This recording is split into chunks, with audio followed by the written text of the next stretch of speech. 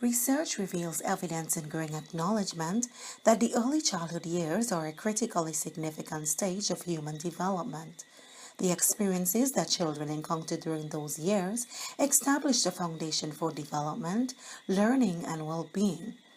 As four group members who represent the Caribbean nations of Antigua, St. Vincent and the Grenadines, and Trinidad and Tobago, we are of the view that there are issues with teacher-children interactions that need to be addressed within the early childhood sector.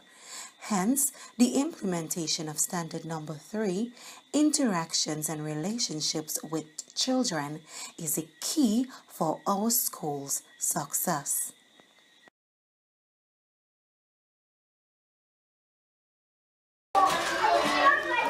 Children, stop making noise in here. Why can't all of you sit quietly and play? I will take those toys away from you right away. Go and sit down. You will only move when I tell you to.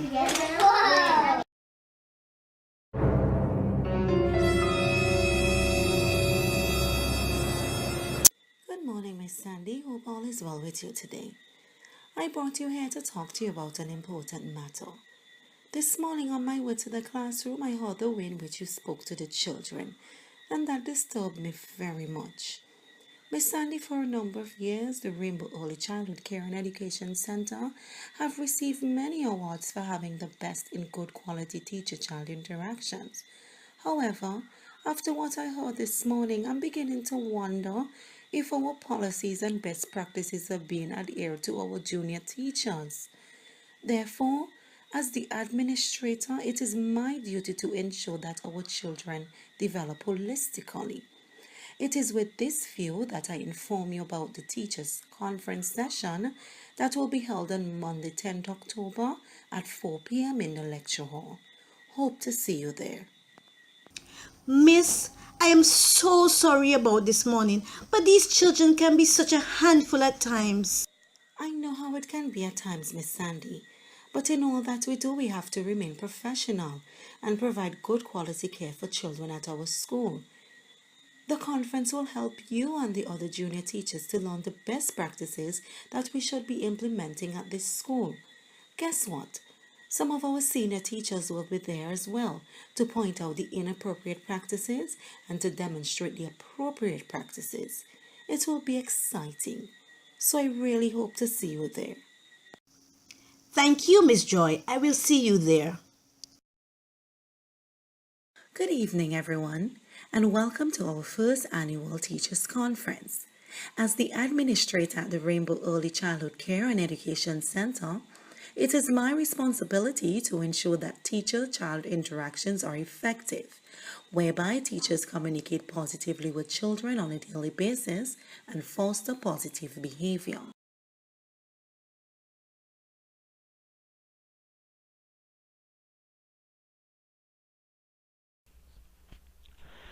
Junior teachers, a pleasant good afternoon. This evening I am going to show you all an example of inappropriate practices that you need to refrain from using in the classroom. Using the wrong tone of voice, body language and facial expression towards children can send the children a negative message that can hamper with their overall learning and development. I think we have to pay attention to what we say to our children. Children perceive shouting as a threat to their sense of security, safety, and confidence.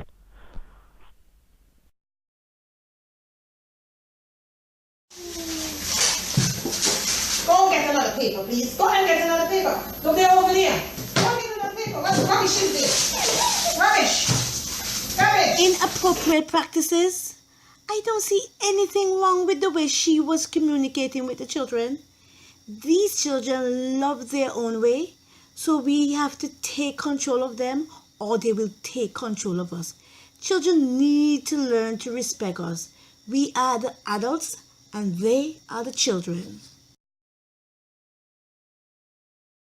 No, Miss Sandy. We have to get away from this authoritarian approach where everything is controlled by us, the teachers. Children are precious beings And a positive and nurturing relationship at an early childhood stage allows them to develop appropriate social skills and behaviors, enabling them to learn the social rules of their culture and community. Children, as they grow and develop, become attached to their primary caregivers or early childhood practitioners. Therefore, it is important that practitioners are responsive to the cues of children as they develop trust and feel a sense of security with their caregivers. This relationship is improved throughout childhood when the caregiving is positive and consistent. So here are some ways in which you can display appropriate teacher-children interaction.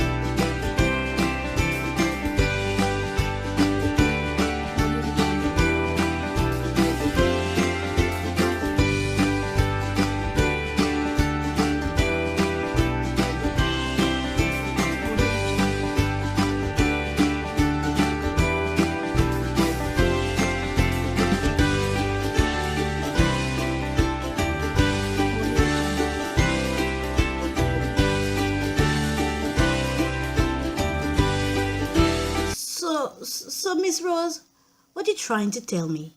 You mean Mrs. John was correct when she showed us the way I was accustomed to interact with the children is wrong?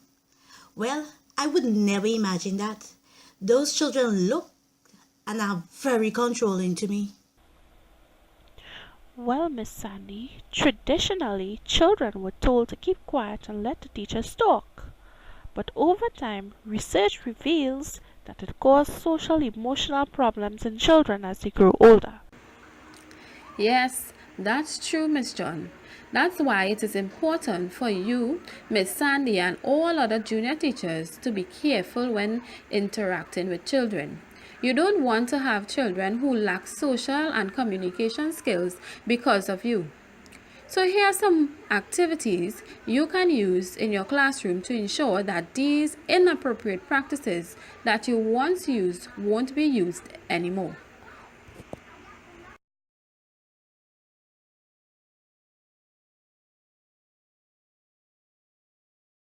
I must say, I did not regret coming to this conference.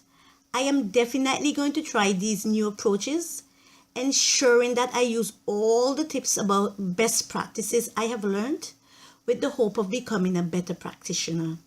Thanks to the facilitators for doing a wonderful job convincing me to make a change in my approach to my students. Thank you, senior teachers, for doing an amazing job this evening. I know our junior teachers will be more effective promoting positive relationships with our children.